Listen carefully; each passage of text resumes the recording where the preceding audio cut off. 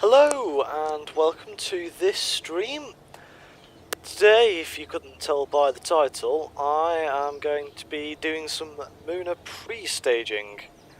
So, in the last stream that I did, which was on Sunday, it's available now to play back if you missed that, I built the space launch system with an Orion spacecraft on it.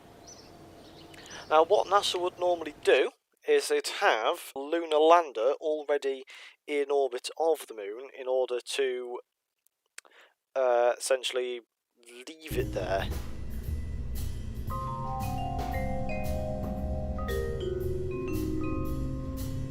So this, they'd leave a lander there, it would just wait for the Orion capsule to come, the lander would be docked to the gateway station, and the crew would arrive on Orion. They would dock to the station, transfer to the lander, go down to the moon, do what they want to do, and then go back. But today I'm going to be building the lander that does that. So going to have it as a Mark II lander can, so we can have two Kerbals go down. Should we do it like that, or should I use the Mark II command pod, the Gemini style one? I'm not too sure because it's not a recreation of any particular lander that I want to do, but I don't want it to look too sort of capsule shaped. So,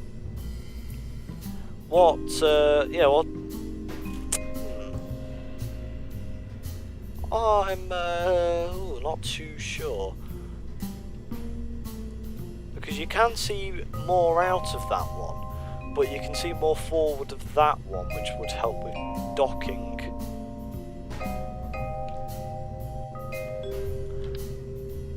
I'll go with this one and see what it looks like. So, going to pop in some solar panels, 1x6 panels in there, and also batteries, because when they're going to be on the surface, it's going to be a bit of a challenge keeping power. So, need to put some batteries in.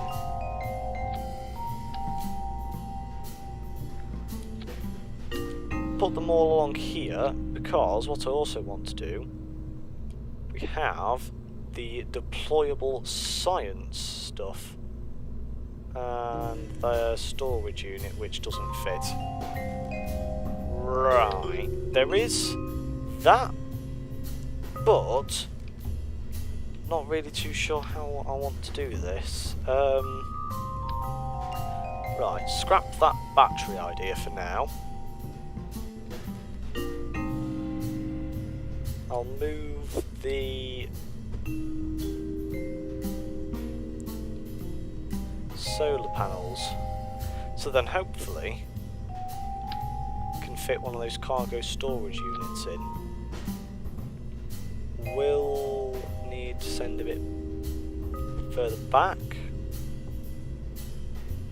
so it's not intersecting with the door. There we go. And close the doors. There we go. Set up an action group for that solar panel. So extend the solar panel, there we go. That'll do both sides. And then while we're here,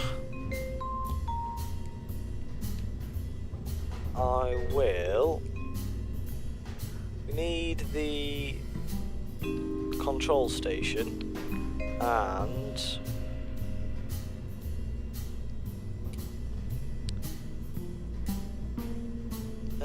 central station operate, bring a trained engineer. Right, which one produces the most power? Is it the RTG or the solar panels?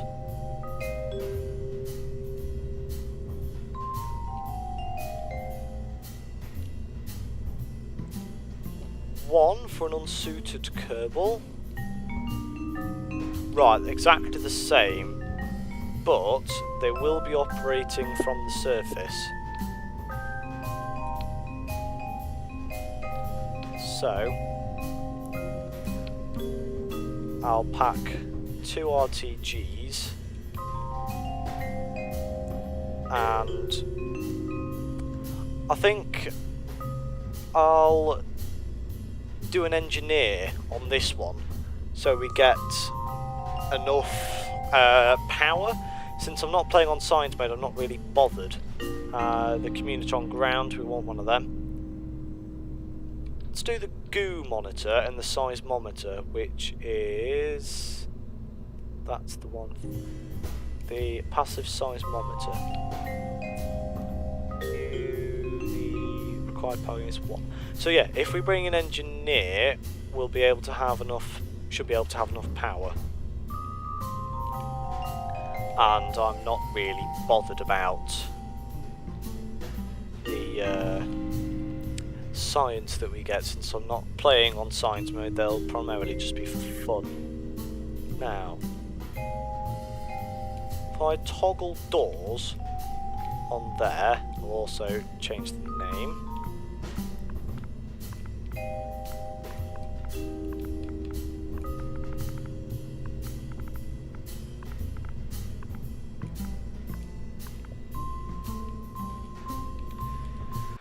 Launch, and then I can see if those doors will actually open before the solar panels deploy, so they don't end up getting squished, because that would be the last thing we want.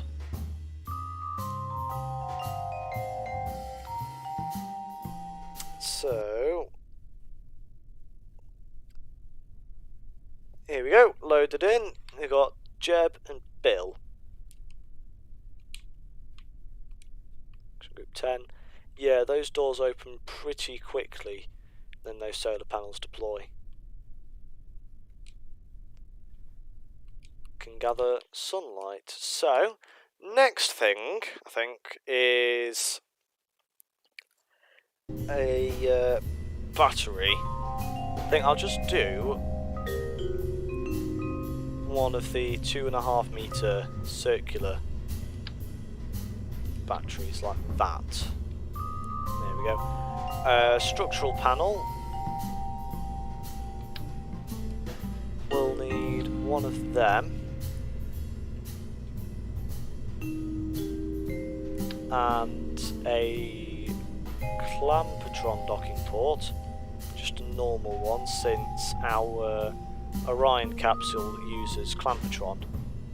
See, this would be a better option than what I was going to do with the Gemini, since that's only a junior docking port size, and I thought that the Orion capsule had a junior docking port.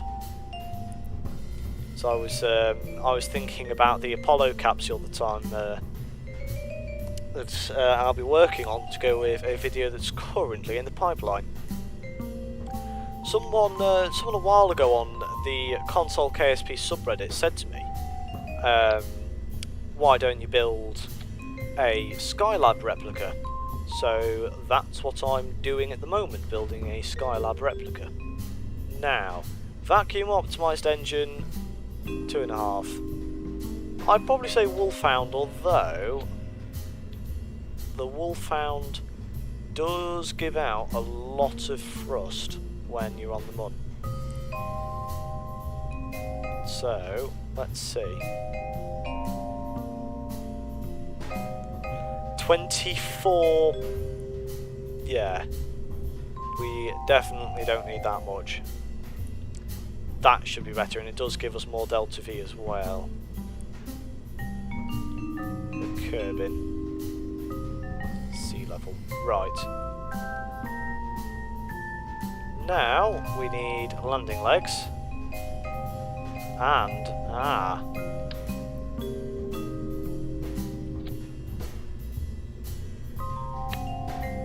they don't really fit. If I drop them down, that's better. What I also need to do is monopropellant tanks and RCS. Our centre of mass is about there, which is nice. So, can put the RCS thrusters. So we'll be able to dock with the Orion capsule when it comes time to doing so. So that is basically our lander completed. Yeah, quite easy. Legs retracted. Now, if you normally play on PC, what you might not know is Console Edition has multiple launch pads. So we go to choose launch site. You've got Boomerang and the Desert, which I believe is from the Making History DLC. But we also have this Mun launch site here, which is rather handy if you're doing quite long duration missions where you need a lot of delta V, because you can launch from the Mun.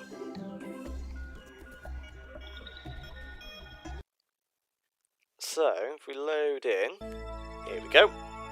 This is the Mun launch site. It is a bit dark since we're currently, well, on the dark side of the Mun. Yeah. Plenty of power with that Wolfhound engine.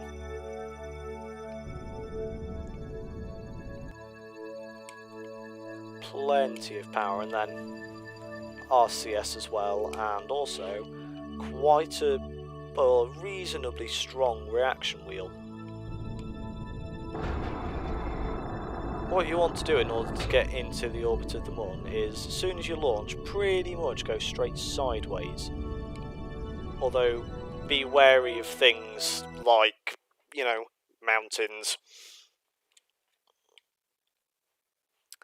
So, back into the VAB, what I'm going to do is use that stage of the, use the SLS that that I made in the previous stream.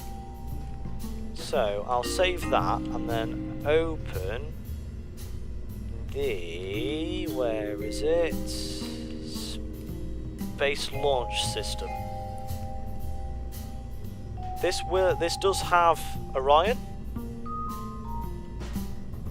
but we won't be needing that bit. We'll only be needing the first stage and then the interplanetary stage, the interim cryogenic propulsion stage. I believe that's what it's called, the ICPS.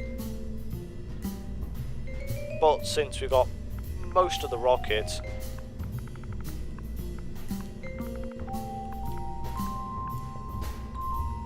just put it as SLS. Then we can go back to the Mun lander, which is down here. Got the SLS saved as a sub-assembly. If we scroll all the way to the top, what I'll need to do first is put a decoupler on that engine. Turn its shroud off, and I just remembered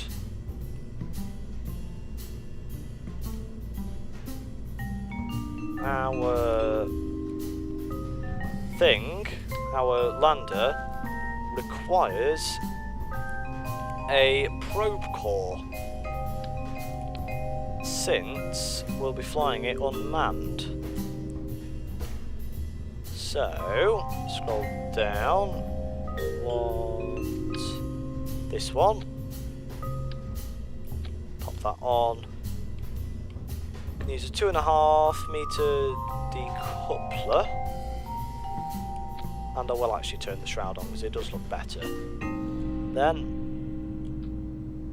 can plonk that on, and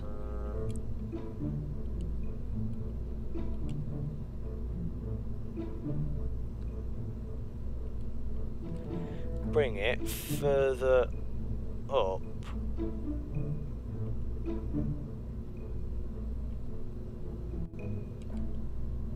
There we go. That is our SLS cargo, and it's currently the wrong way round. There we go. So SLS cargo, that fairing can actually be spun round, and that doesn't seem to want to work, does it? No. There we go, we've got that the right way round now. So what should happen is, if I turn off fairing expansion, I can get the flags, 3.75 meter flags, which is that one. Bung it horizontally, grab the NASA logo,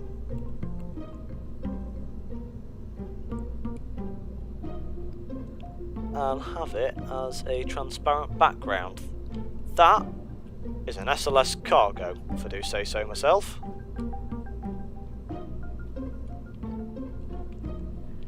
Yeah, something gave me the feeling this would be quite a short stream.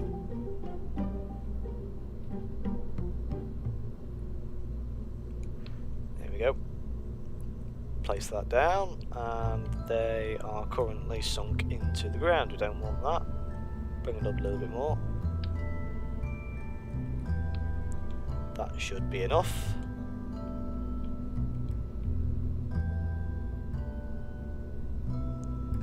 There we go. Right. Delta V. And all of that. That looks fine because we are just plonking ourselves in an orbit.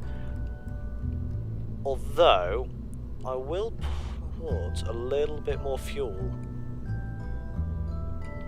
into there, since I used a lot of the Delta V from the interim cryogenic propulsion stage to get us to the Mun, and it was pretty much out, and I want to use as much fuel in that stage as possible to get into an orbit of the Mun.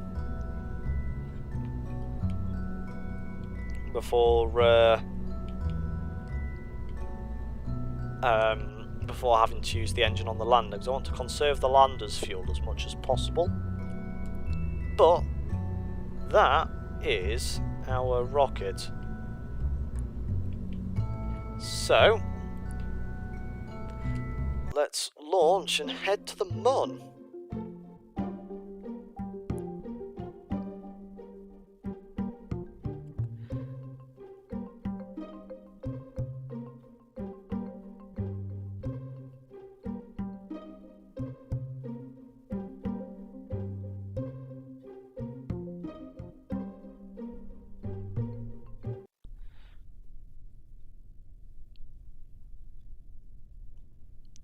Here we go, loaded up, and I forgot to take our Kerbals out. This is why it takes a while to produce normal videos, because I spend a lot of time cutting things out, like mistakes where I forget to take Kerbals out, or get timing wrong, and loading screens as well. Often forget to remove loading, not forget, but it takes a while to edit out all the different loading screens, along with quick saves and quick loads and everything.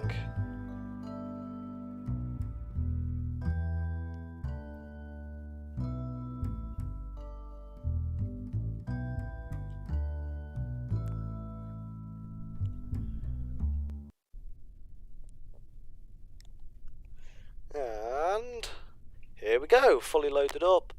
Won't bother putting the lights on. SES, full power, 3, 2, 1, and we're off.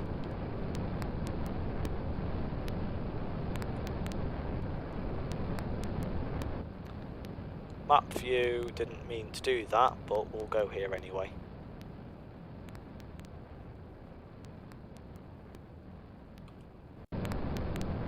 Here we go.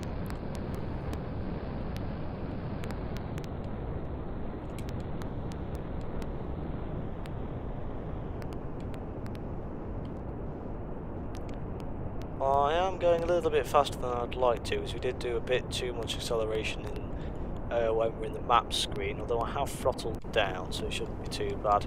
You don't want to go full power straight away, because it can often lead to your flight being very inefficient.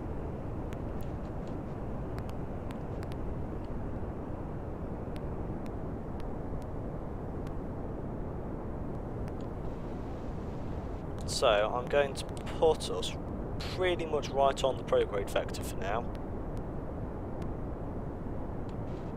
and just sort of tap to the right and hold this throttle while we wait for the SRBs to burn off.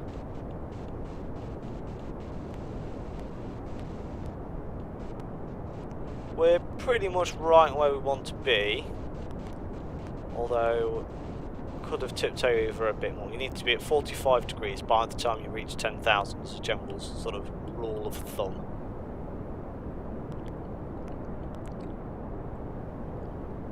So that's us flying through the sky at Kerbin. It's an SLS, I think it's a Block 1 cargo.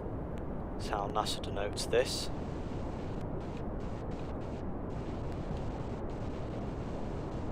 And they hope to get one of these launching pretty quickly.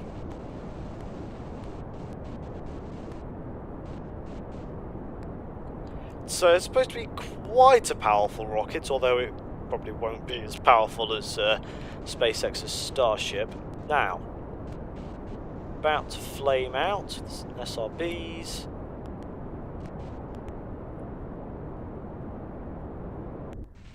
SRB flame out. There we go. Quickly just accelerate past them and then slow back down to 1.5. Thrust weight of 1.5. Round about where you want to be when ascending. Although when you pass through the thicker parts of the atmosphere, it doesn't really matter. You can start speeding up a lot and going more sort of sideways. Now, trying to basically get horizontal velocity, trying to push our apoapsis away from us.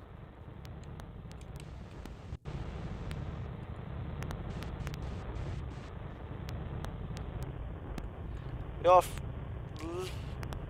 less than 50% throttle, I'd say, because as we use the fuel, the rocket becomes lighter, of course.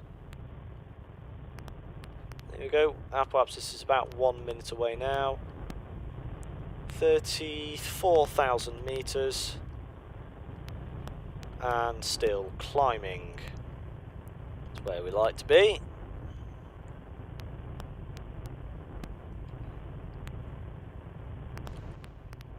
There we go. Just changed to orbit there.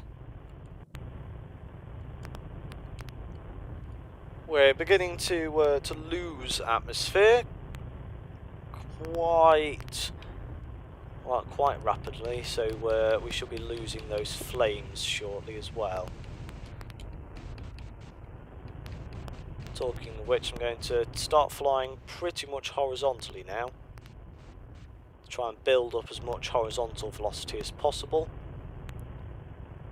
There's 40,000, so go full power on that engine.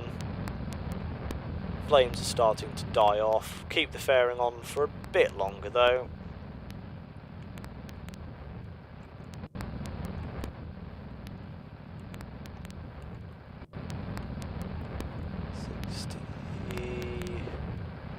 Five, 6, 7, 70 kilometre periapsis. We will now reach space. 80 kilometres. That's roughly where we want to be. I like 80 kilometres because we're still quite close to our periapsis, so it means more efficient. But we're not going to run the risk of dipping into the atmosphere. Fairing can go now. Don't need that anymore.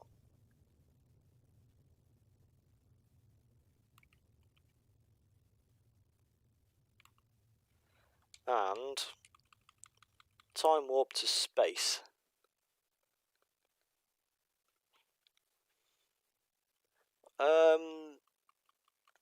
Only got 1,058 meters per second in that second stage. I think I'll do the circularization using this first stage and then go back into the map screen and terminate it when I've done this mission. And we are in space.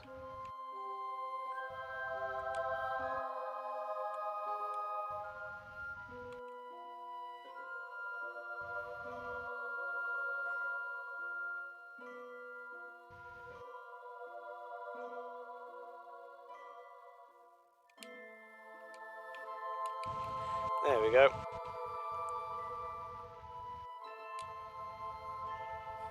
Need to bring that thrust limiter quite far down,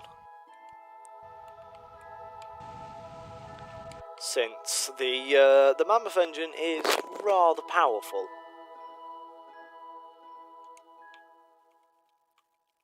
Here we go. We'll warp to our manoeuvre. T minus 15 seconds you want to be looking at. Want to do half of the burn before the node, half of the burn after the node.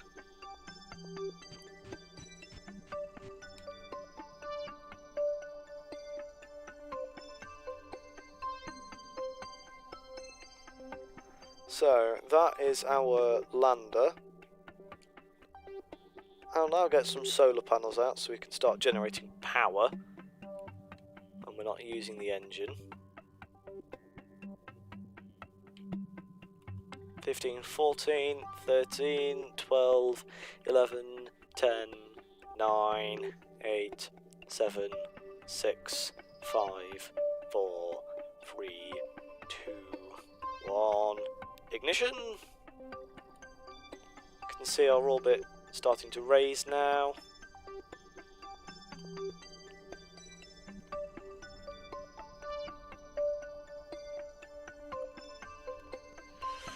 Getting there slowly but surely.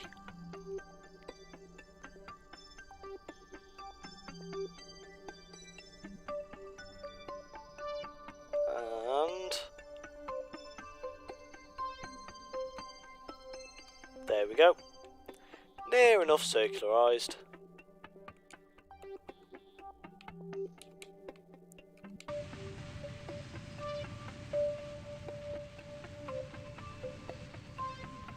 Point ourselves radial in to get rid of the that mammoth stage.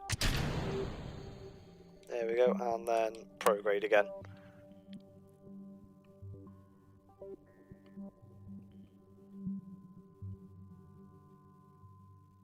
Here we go. Those solar panels will sort of be blocked, but we are generating electricity, which is always nice. Charge of batteries. So we've got full stage to get to the Mun.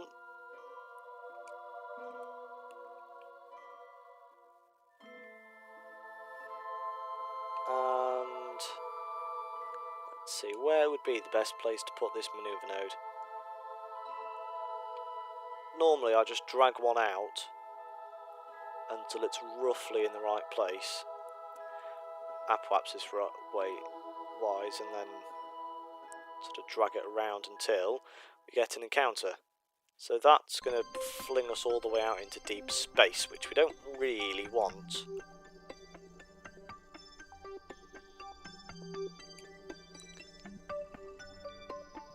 So ideally,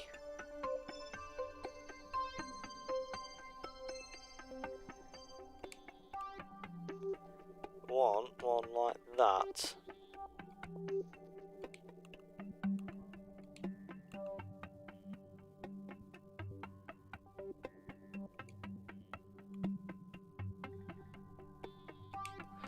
Although we do have a rather long burn time. Let's see. 57 seconds. It will we'll need to start our burn at, and we're about 20 minutes away from the node at the moment. So I guess we best get time warping.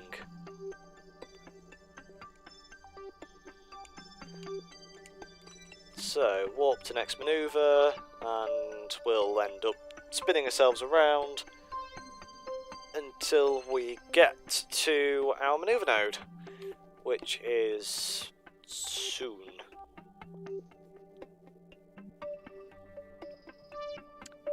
So here we go, dark side of Kerbin at the moment, coming into the sun.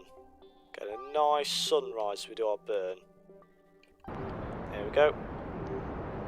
Start the engine. And electric charge is full, although I think that's mostly to do with the alternator on this engine. Yeah, 3 electric charge per second. But we do have the solar panels, we can't retract them now, but we don't really need to. Let's get some lights on as well. We've got our science experiments that we packed in the cargo container things.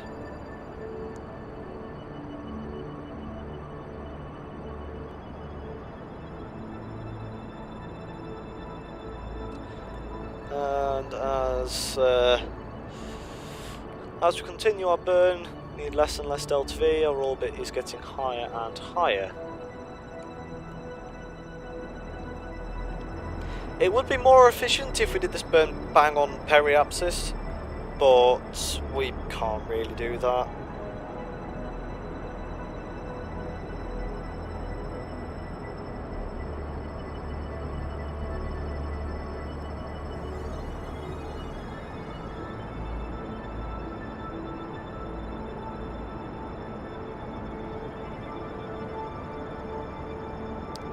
So Here we go, we are nearing the point where our burn finishes. So let's see. Well, I say nearing the point, we've still got a little bit of delta V.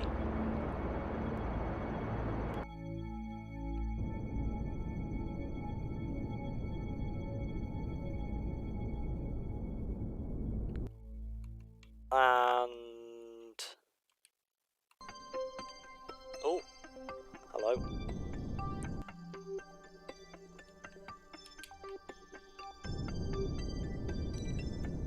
Right.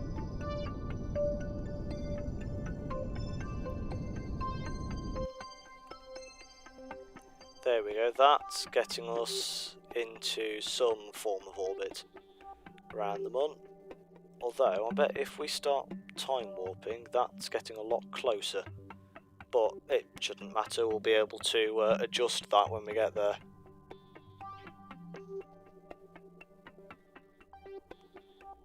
So, flying away from Kerbin, should see the Mun soon. There it is. Where is it? There. Right. Do want to raise that orbit a little bit, about 15 kilometres, 20 kilometres, something like that. There we go. Close enough so it'll be quite an efficient deceleration, although we don't want to risk hitting something.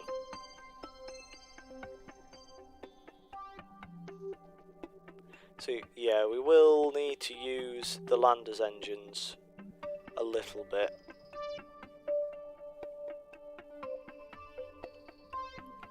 There we go. 33-second burn time.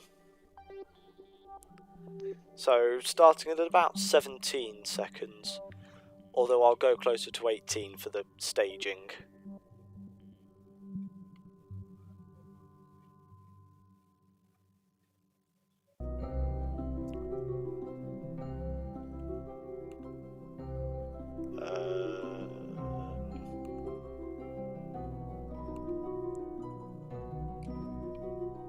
Oh yeah, that's what happened.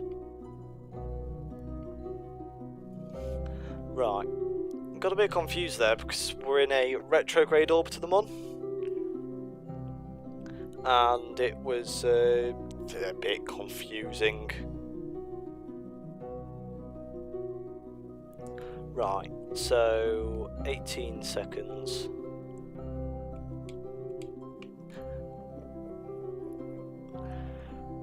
There's a lot of waiting involved with this game. Just testing to see if the legs work. Yes, they do. You'd probably test that pretty sharp. You have to get in the fairing out. Also, oh, hang on. 2, 1, ignition.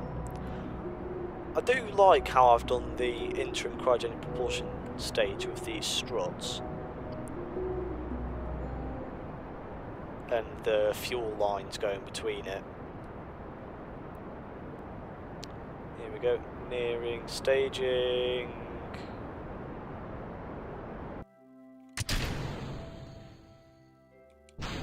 There we go.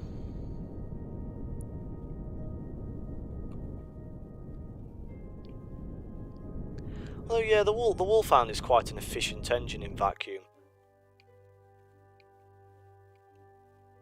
When the DLC was released, it was an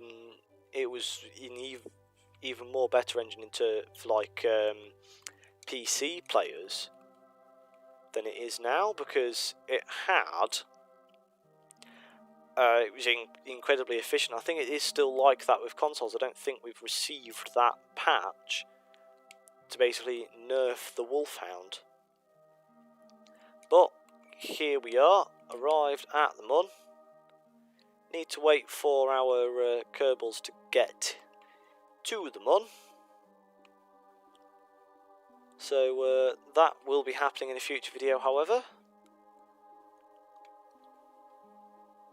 that is the stream today, near enough finished. It was a short one. I think we've been going for around 40 minutes or so, according to my preview.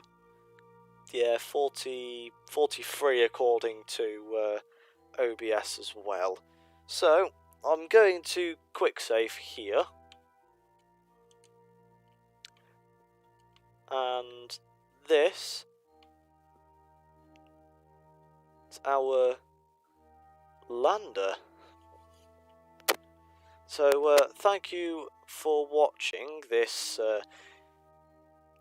this stream today, and well, goodbye.